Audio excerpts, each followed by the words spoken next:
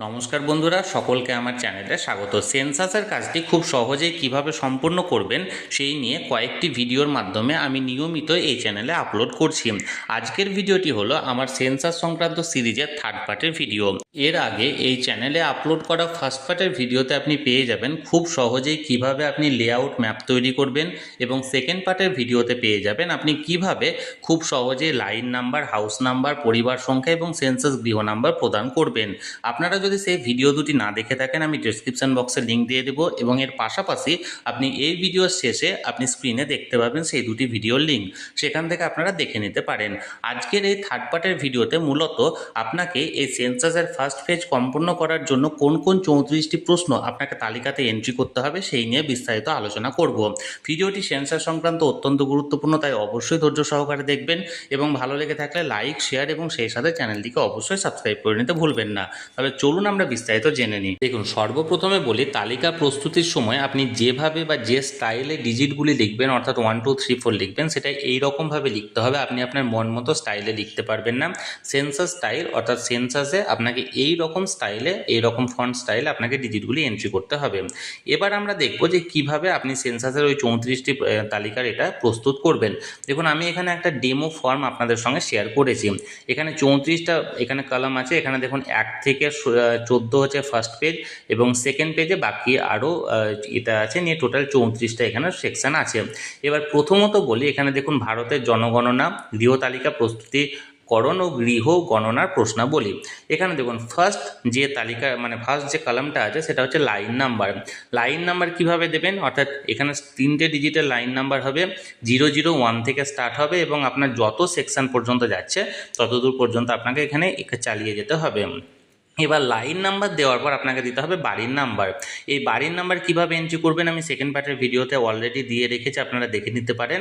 অর্থাৎ আপনি যখন গৃহ তালিকা ম্যাপটা প্রস্তুত করছেন, সেই ম্যাপে আপনার এলাকার, অর্থাৎ আপনার যে এলাকাটা আপনাকে দেওয়া হয়েছে সেই এলাকাতে পরপর যে বাড়ির পয়েন্টিংগুলো করেছেন, অর্থাৎ সেখানে আপনার বাড়ি, বাসগৃহ, অবাসগৃহ, কাঁচা বাড়ি, পাকা বাড়ি, দোকান ঘর, ধর্মীয় স্থান, পার্ক সবগুলোকে আপনি পয়েন্টিং করেছেন, এবং সেগুলো পরপর এখানে সিরিয়াল ওয়াইজ লিখতে হবে। কিভাবে লিখবেন আপনি অবশ্যই সেকেন্ড পার্টের ভিডিওটা দেখে নিতে পারেন।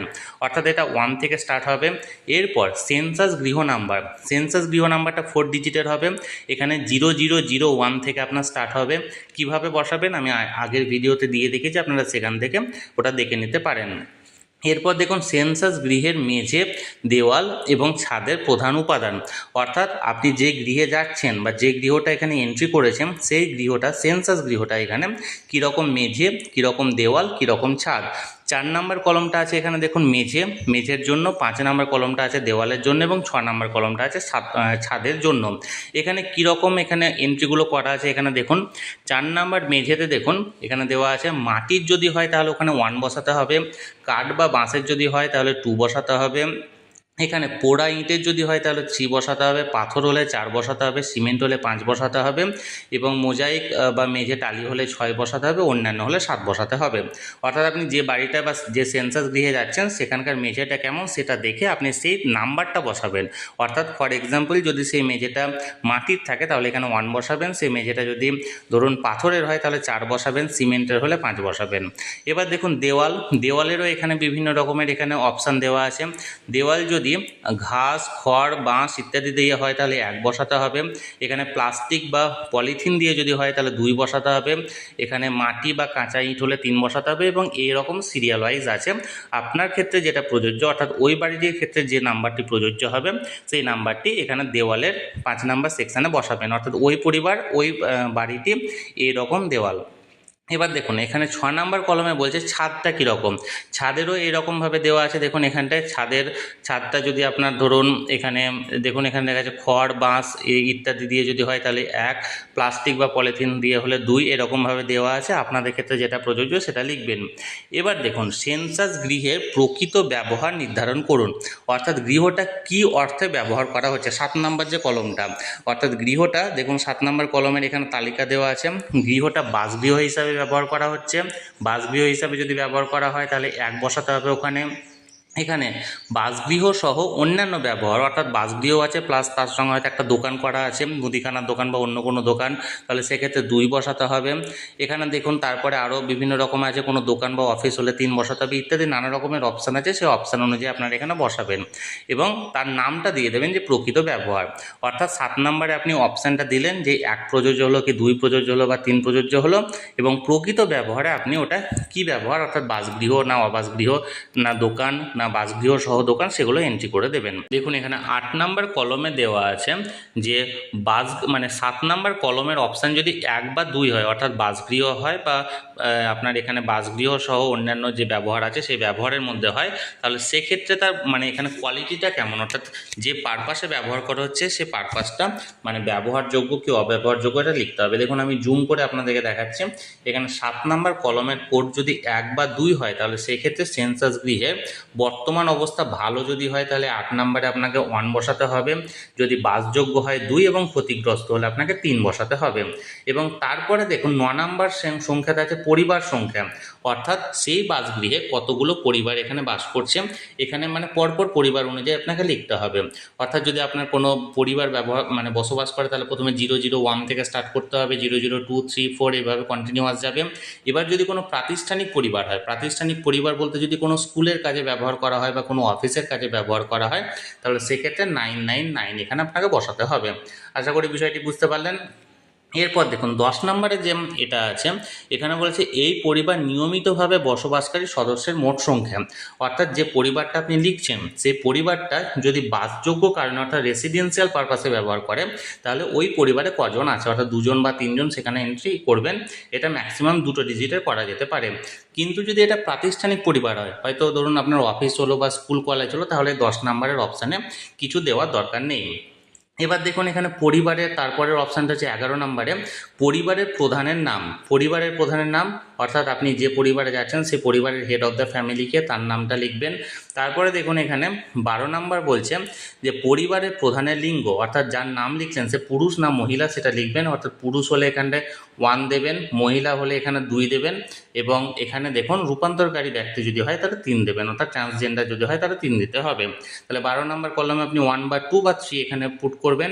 এরপর দেখুন তাদের জাতিগত তথ্য, অর্থাৎ তপশিলি জাতি হলে এখানে 1 বসাতে হবে, এখানে তপশিলি উপজাতি যদি হয় তাহলে এখানে দেখুন 2 বসাতে হবে, অন্যান্য হলে 3 বসাতে হবে। এখানে কলমটা 13 নম্বর কলমে ফিল আপ করতে হবে।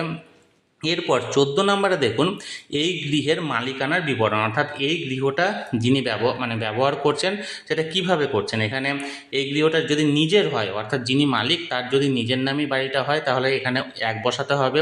কিন্তু ভাড়া কিন্তু নিজের বাড়ি আছে, মানে এখানে হয়তো ভাড়া নিয়ে বসবাস করছে বর্তমানে, কিন্তু হয়তো অন্যত্র নিজের বাড়ি আছে, তাহলে সেক্ষেত্রে 2 বসাতে হবে।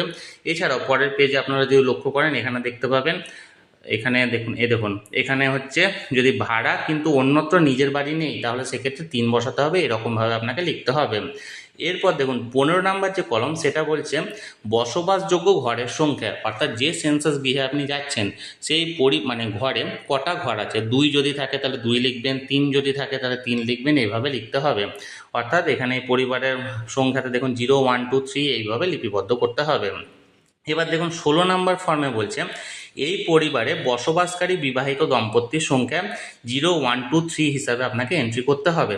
ফর এক্সাম্পল ধরুন আপনি একটা বাড়িতে গেছেন, সেখানে হয়তো বাবা মা এবং একটা ছেলে এবং ছেলের বউ থাকে, তাহলে সেক্ষেত্রে বিবাহিত দম্পতির সংখ্যা হিসাবে এখানে 2 এন্ট্রি করতে হবে, কারণ বাবা মা হিসাবে একটা দম্পতি হচ্ছে এবং ছেলের বউ হিসাবে আর একটা দম্পতি হচ্ছে, তাহলে এখানে 2 এন্ট্রি করতে হবে।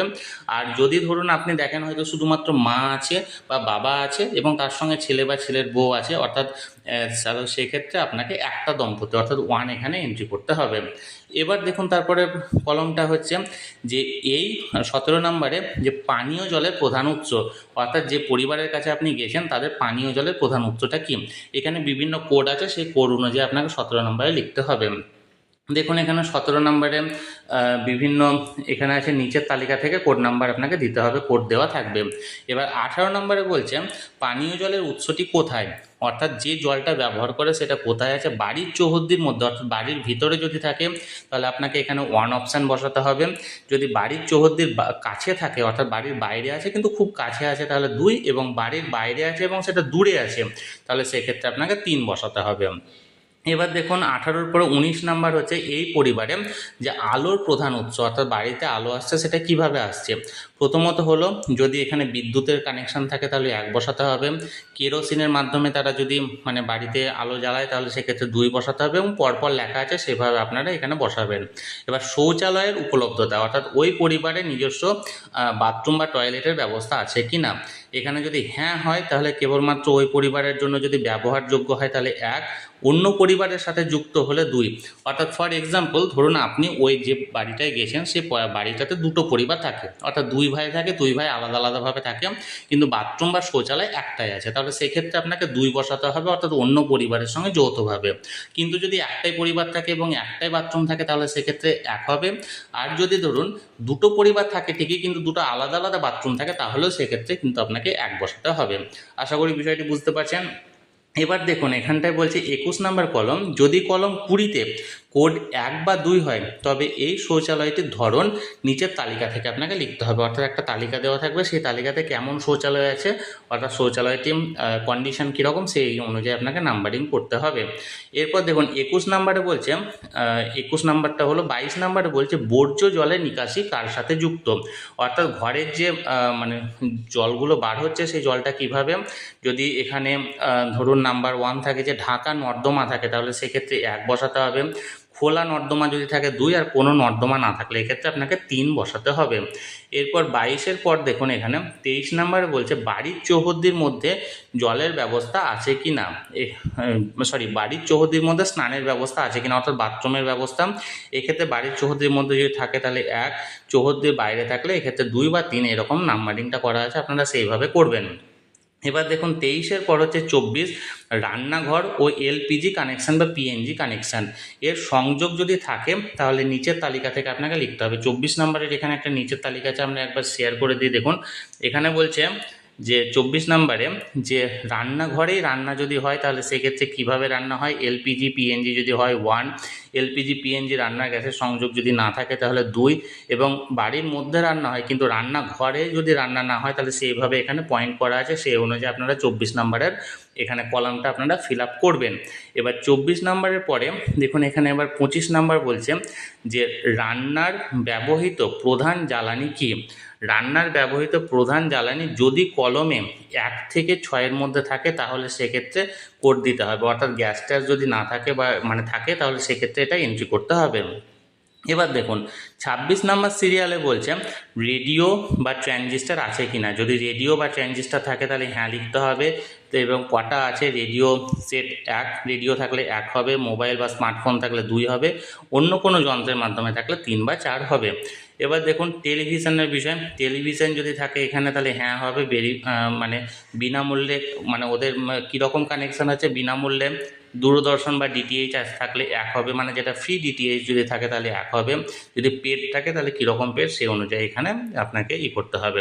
তারপর 28 নম্বর কলমে দেখুন ইন্টারনেটের উপলব্ধতা, বাড়িতে যদি ইন্টারনেট ল্যাপটপ বা কম্পিউটার থাকে তাহলে 1 হবে, মোবাইল বা স্মার্টফোনের মাধ্যমে যদি ইন্টারনেট ব্যবহার করে অর্থাৎ ল্যাপটপ না থাকে তাহলে সেক্ষেত্রে 2 বসাতে হবে, আর অন্য কোনো যন্ত্র থাকলে 4, অন্য কোনো যন্ত্র বলতে এখানে যদি ব্রডব্যান্ডের কানেকশান থাকে তাহলে এক্ষেত্রে আপনাকে 3 বসাতে হবে, আর যদি না থাকে তাহলে 4 বসাতে হবে।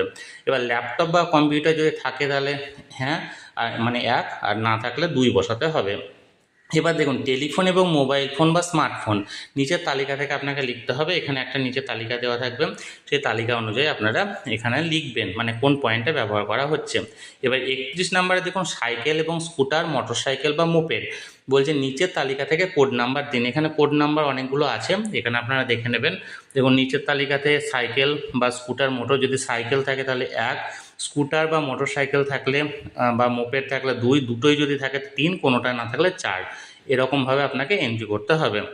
এবার দেখুন এর পাশাপাশি বলছে 4 চাকার গাড়ি, 4 চাকার গাড়ি, জিপ বা মোটর ভ্যান যদি থাকে তাহলে 1 বসাতে হবে, না থাকলে 2 বসাতে হবে। এরপর দেখুন পরিবারটি প্রধানত কোন খাদ্যশস্য গ্রহণ করে, ধানজাত অর্থাৎ ভাত যদি খেয়ে থাকে তাহলে 1, গম জাত হলে 2, জোয়ার জাত হলে 3, বাজরা জাত হলে 4। অর্থাৎ আমাদের পশ্চিমবঙ্গের ক্ষেত্রে এটা মূলত ধান জাত, অর্থাৎ এখানে 1 নম্বর বসাতে হবে। এবার মোবাইল নাম্বার, অর্থাৎ যে পরিবারে যাচ্ছেন সেই পরিবারের প্রধানের এখানে মোবাইল নাম্বারটা আপনাকে বসাতে হবে। তাহলে এই ছিল 34টা প্রশ্ন। এই 34টা প্রশ্ন আপনাকে মূলত এখানে যখন যাবেন আপনি ফার্স্ট পেজের কাজের জন্য তালিকা প্রস্তুতির সময়, তাহলে সেই প্রশ্নগুলোর আপনাকে এখানে উত্তর লিখতে হবে এবং তালিকা প্রস্তুত করতে হবে। তাহলে বন্ধুরা, যে তালিকা প্রস্তুতটা আপনি কিভাবে খুব সহজেই করবেন সেটি নিয়ে আমি আজকের ভিডিওতে বোঝানোর চেষ্টা করলাম। যদি এই নিয়ে আপনাদের কোনো প্রশ্ন থাকে অবশ্যই কমেন্ট করতে পারেন। আর এই ভিডিওটি যদি ভালো লেগে থাকে অবশ্যই একটি লাইক করুন এবং সকলের সঙ্গে শেয়ার করুন। আর সেই সাথে এই চ্যানেলে যদি প্রথমবার হয়ে থাকেন এই রকমের ইনফরমেটিভ ভিডিও আরও দেখার জন্য যারা এখনও পর্যন্ত চ্যানেলটিকে সাবস্ক্রাইব করেনি তারা অবশ্যই চ্যানেলটিকে সাবস্ক্রাইব করে রাখুন। ধন্যবাদ, দেখা হচ্ছে পরের ভিডিওতে।